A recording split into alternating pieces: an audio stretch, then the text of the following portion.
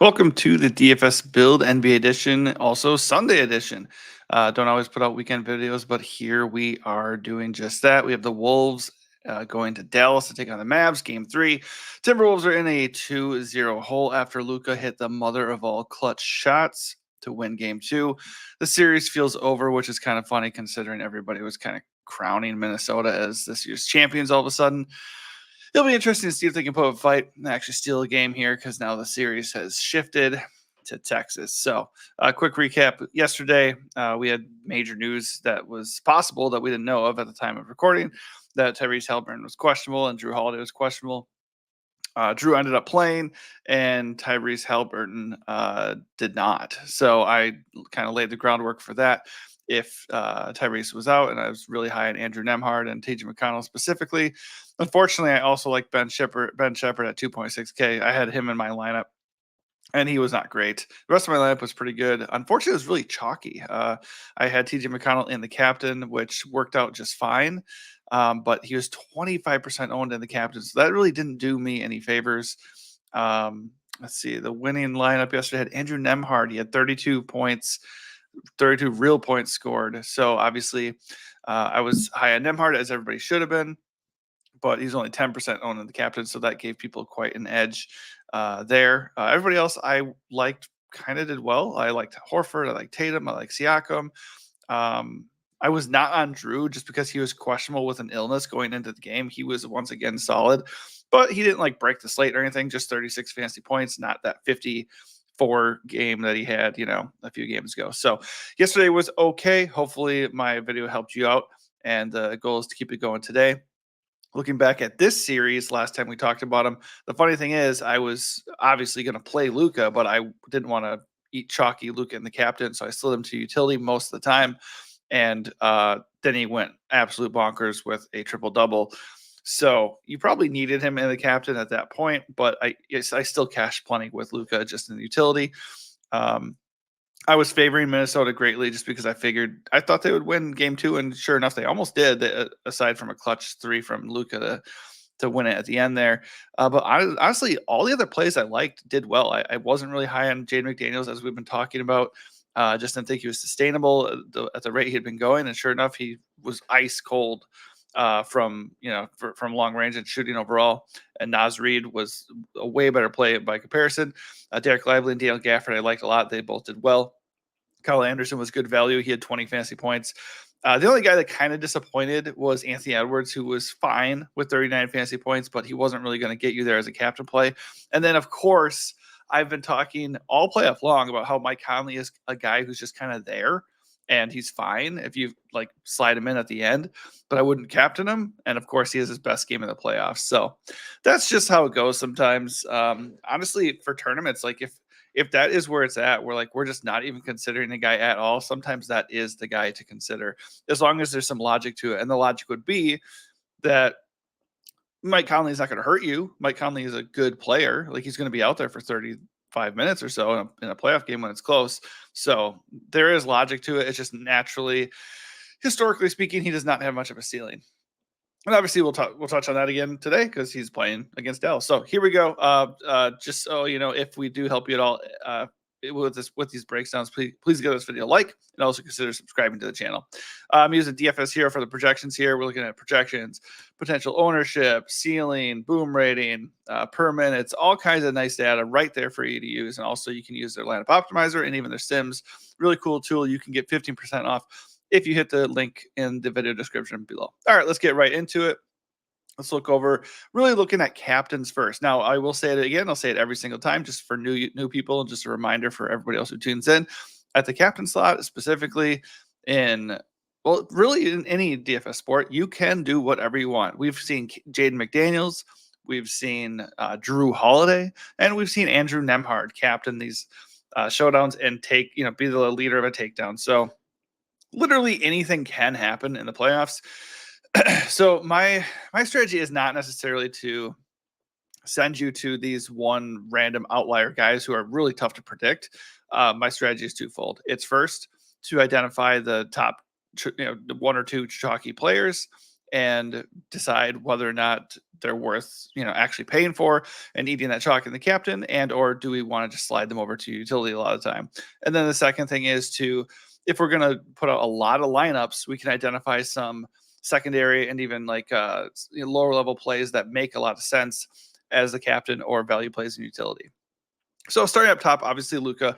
I'll never tell you not to play Luka in captain. He is obviously a great play. He's got the best projection by far. He's leading Anthony Edwards by 16 fantasy points in the captain slot. You can captain Luka. The only problem is everybody else wants to captain Luka too. So he has the risk of coming in with upwards of 25% ownership by captain. Nothing wrong with that. But I just personally right away do not want to eat that chalk, and I will just move him over to utility. I still want to own Luka in a lot of my lineups, most of my lineups probably, but I just don't want to captain him too much. I would imagine at some point Anthony Edwards will deliver that blow up game. Game 3 with the series basically on the line seems like a pretty good time for him to show up. He has scored over he hasn't even scored over 21 points and in his last 3 games, and in 4 of his last 5 he's failed to do that. So he's certainly struggling with a shot. 5 for 17 last game, 29% shooting. He still does enough other things to get by if he's only scoring about 20 points, but the ceiling just really isn't there at the moment. That obviously could change in a hurry, and I wouldn't be shocked if it did here. So I like him as an immediate pivot off of Luka, be a little bit less owned in the captain up top, and obviously I like him at utility too. As far as other captains go, I mean, honestly, there's quite a few. Kyrie had a big game in game 1, so he could certainly get going again in game 3. You got Cat, you got Rudy. That probably rounds out the higher spends that I feel like pretty confident in as far as logical captains. But then you start looking at guys like PJ Washington, who just gets a ton of minutes and has displayed a ceiling in past games. Let's see how he did last time. Yeah, only 21 fantasy points, but 38 minutes. Only 25 fantasy points in the game of 4, but 41 minutes. So he plays a ton. He's going to get shots up. He has a double-double ability. So if he's going to be overlooked, then, that's pretty interesting to me. Let's see, where was the ownership actually? Oh yeah, there's no ownership right here for the captain slot. But for utility, we can see ownership for PJ Washington's coming at 18%. So you can imagine he's not going to be mega owned at captain. And, you can still look at other guys that we've talked about, like Jaden McDaniels, Derek Lively, Naz Reid, Daniel Gafford, and of course, even Mike Conley. But those are just like major, not even secondary plays for me. At captain, those are guys that would slide in at utility. But for the most part, at captain, I'm probably looking at Luka, Edwards, Kyrie, Cat, Rudy, and then probably PJ Washington. I think that depending on ownership, those are the guys that make the most sense to me. And PJ Washington feels like a pretty fun GPP play at captain today. All right, looking at the rest of the plays, let's just slide over to Minnesota specifically. Cat and Rudy kind of grade out as very similar plays. So I guess I'd lean on ownership there to make that decision for me. Pretty much throughout the playoffs, I've just kind of gone Rudy because I feel like he's got a safer floor. He adds that blocks element. He has a clearer path to a double-double. He has not really been as good as I thought, he would be in this series. But he did bounce back last game with 39 fantasy points. He had 16 points and 10 rebounds. So that was probably more about what I was hoping for. So if he can be that guy, I think I prefer him over Cat. Right now, Cat does come in with a superior projection. And Rudy's actually going to be a little bit more owned. But Rudy also appears in the optimal 38% of the time. So I think Rudy just feels like the safer play. If you want to chase a little bit more upside, I have no problem with Cat. And I guess based off the ownership, Cat would probably be the more appealing captain play. But I think Rudy is just a little bit safer, and he's also cheaper. So I think he's my preferred option there. Mike Conley, again, is just there. He had a really big game last game. He's not really expensive at 6.8K. So, I mean, he slides in there pretty comfortably. But he had 35 fantasy points. So if he can get us 35 fantasy points, I feel totally fine with him at utility. I don't know if that's necessarily a guy that I'm racing to play at captain, though. Jaden McDaniels finally came back to earth. 6.2K, though. His price has barely come up. 14 fantasy points on 1 of 6 shooting. I warned everybody that was coming. That was definitely due. It's just, he's not really a 21 plus point per game guy. It's just not who he is. So his hot shooting came to an end. He had been making 3+3s in 3 straight games, and he hit 0 in the last game. So he could obviously bounce back. But after a hot streak, Jaden McDaniels' cold streak would not be that shocking. That said, he's coming at 10% ownership, which feels really, really low. At his price point, I'm more than fine going overweight on him just because, as long as he avoids foul trouble and the game stays close, he's going to play close to 40 minutes. Naz Reid is still my preferred play. The only reason I would not do that is ownership. Right now, he's coming at almost 48% owned, and he's cheaper than Jay McDaniels. So in a vacuum, he's absolutely the better play. Cheaper, projects about the same. They're both in the optimal, only 18 or 19% of the time. And Naz Reid is just a better per minute guy. So kind of across the board, Naz Reid is the better play, and that's why the ownership is going there. But in tournaments, Jaden McDaniels is the obvious pivot. Kyle Anderson remains a really, really good value. 2.8K is too cheap for a guy getting 17 plus minutes in each games in the series. So assuming that holds, he's a no-brainer for me. You can absolutely consider him a captain. If he has a blow-up game, that could pay off. If he's only going to go in there and get 17 to 20 fantasy points like he's done in the first 2 games, that's not going to get it done. So you need a big game out of Kyle Anderson at that price, probably 30, 35 fantasy points for that strategy to work. I don't really see that happening, but if he can get me, 15 to 20 fantasy points at 2.8K, that's a lock for me. And then the other guy would be Nickeil Alexander-Walker. His minutes are coming down again, 17, 17, 16, 14. So Kyle Anderson's kind of eating into that. He's still getting 14 minutes, though. If he's going to get 10 plus minutes at 3K, he's still viable. He's still an okay punt in Showdown. I would not captain him personally. He would need to come out and just hit every shot to demand minutes out there. And he's just not. He's not very high usage. He's not very efficient. And he doesn't really do much else beyond scoring. So he's a pure price play, a pure ownership play, just because he's coming in at 10% ownership. And he would be leveraged on Kyle Anderson, assuming Kyle Anderson gets hurt or has foul trouble, or just comes in and hits like 4 threes, and they're like, well, we can't sit him. We have to play him. So that's where I'm at with Nah. All right, over to Dallas we go. Obviously, Luke is a smash. Kyrie is coming in super owned, so that might be one reason for me to get a little bit underweight on Kyrie, just because he has, he had foul trouble in the game 2. He can be a little bit of a streaky shooter.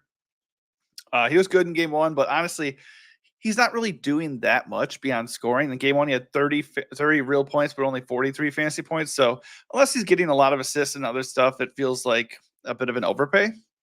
So I still think he's fine. He's certainly viable in captain, especially if he's going to be low owned. But right now, the 56% overall ownership makes me think that he might not be low owned enough to really get excited about. Still totally in play, just not really a super big priority for me. Excuse me. PJ Washington, love the minutes, love the ceiling, love the low ownership. So PJ Washington is a guy I'm very, very high on for utility, and I really like him as a GPP captain play as well.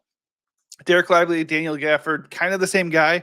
That is more of an ownership play. I don't know why it's showing 0% owned for Derek Lively, but I would imagine him to be pretty chalky. He's just way too cheap. He continues to be way too cheap. He's going to get 27 plus minutes in the series. He's a double threat. He's been crushing. He has 28 plus fantasy points in 4 straight games. He's just really showing up for them on the glass and just overall. So I think he's just a core play in utility. I don't really see much reason going away from him. If you want to captain him and hope he just has a huge blow-up game, there's nothing wrong with that. That's probably not what I'm going to do. I would be really light on him and captain for sure, just because the ceiling isn't like amazing.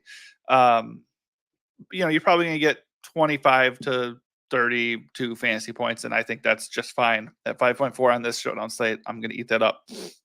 Daniel Gafford at 5K.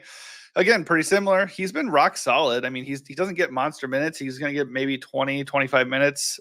They're splitting the center minutes, him and Lively. So it just is what it is. He's for sure a double threat. He can go crazy with blocks. Usually a pretty efficient scorer because all he does is get dunks and layups.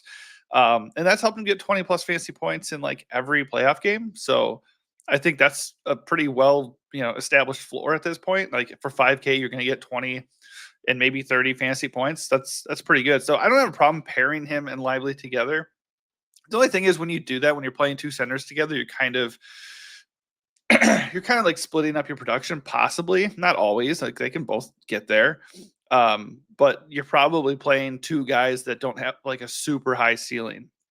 You're probably playing 2 guys that it's pretty safe to expect are going to get somewhere between 25 and 35 fantasy points each. So that's fine. Those are two good values. You can pair them together. Just you're taking away some ceiling probably is all.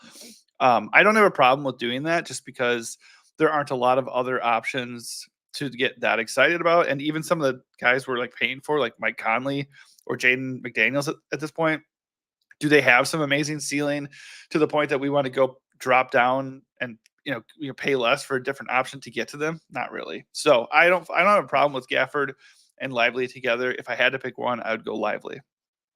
Derek Jones Jr. continues to get minutes. He's had 33 plus minutes in each of his last 3 games. He's just not a good per minute guy. 14 and 16 fantasy points in his last 2 outings. I still like him though. 4.8K. It's a really good price for a guy who's going to play a ton when he's out there. Just doesn't do that much. So it is what it is, but you're not spending a lot of money, and you do have a clear path to about 30 fantasy points if he has some shots, get some blocks and that kind of stuff. As far as punts, it's not really appealing in Dallas, but Josh Green did get 21 minutes last game at 18 fantasy points. He's certainly the best punt for Dallas. Let's see, ownership-wise, it's kind of split. Everybody's starting to ignore, or the optimizer is starting to ignore Tim Hardaway Jr. as it should, because he is just a total bust at this point. 6, 10, 5 minutes over his last 3 games. He's taken 3 shots over that stretch, so he's not being aggressive. He's not being productive. It just isn't there. So I would not be surprised if he's just completely taken out of the rotation pretty soon here, because he should be not doing anything. Jaden Hardy is really on the only other guy for Dallas. It's between him and Josh Green. He had 12 minutes last game. He's played 9+ minutes in each of the last 4 playoff games. He's actually been somewhat productive, 8+ fantasy points in each game. So I think at 2.2K, you certainly can roster him at the utility spot. Takes up or opens up a lot of value for you. I would not captain him though. I think a lot of times people are like, oh, there's a guy who's going to play. He's super cheap. I can go get Luka and Ant and all this stuff. Sure, that can work out if Jaden's going to come out and have a pretty good game. And maybe it can work out if all those other dudes don't go crazy. Like if you put in Hardy and he gets 25 fantasy points, or okay, let's say he gets 20 fantasy points. That might work out if Luka gets 50. But if Luka's going to come out and get 70 and Ant's going to come out and get 60, and then all these other guys start producing, it's in a hurry. Jaden Hardy and the captain is going to backfire. So I think in utility, he's fine. He's not a must though. And right now his ownership's coming in at just 14%. So that kind of indicates that as well. He is in the optimal lineup 21% of the time, but it's just not enough to make me feel like he's an absolute must. I'd rather play Josh Green for only $400 more. His minutes are more secure. He does a little bit more even if he's not shooting and scoring. So I think he's the better play, but Jaden Hardy remains viable, no doubt. All right, that is going to do it for this breakdown. That looks to be all the other guys that we should be excited about. I do think there's a decent chance that Minnesota wakes up a little bit and gives one last gasp and gets a win here. So I again would have a slight lean to Minnesota plays. But I mean, really, it's still up top. I like Luke a lot. I like Ant. I like Cat and Rudy. And PJ Washington is a really interesting captain play. Just in general, him being low owned is very appealing as well. Derek Jones Jr. is interesting as far as a low owned value. And then on the Minnesota side, I mean, I don't feel amazing about it. But if we're really going to sit here with a 10% owned Jaden McDaniels, that's recency bias in a nutshell, my friends. Then I'll definitely be overweight on Jaden McDaniels, and maybe even fire him up in captain a little bit and hope for the massive bounce back game, and let's see him go score 21 plus real points again. You just never know. All right, hopefully that helps you out. If it does, give this video a like, and also consider subscribing to our channel. We put out a lot of videos for MLB, NBA, UFL, and of course NFL when it rolls around. If you want to see anything else, anything different, feel free to drop something in the comments below. If we help you out, let us know in the comments too. Let us know how you're doing. Hopefully we can get something tonight as well. All right. Thanks for watching and good luck.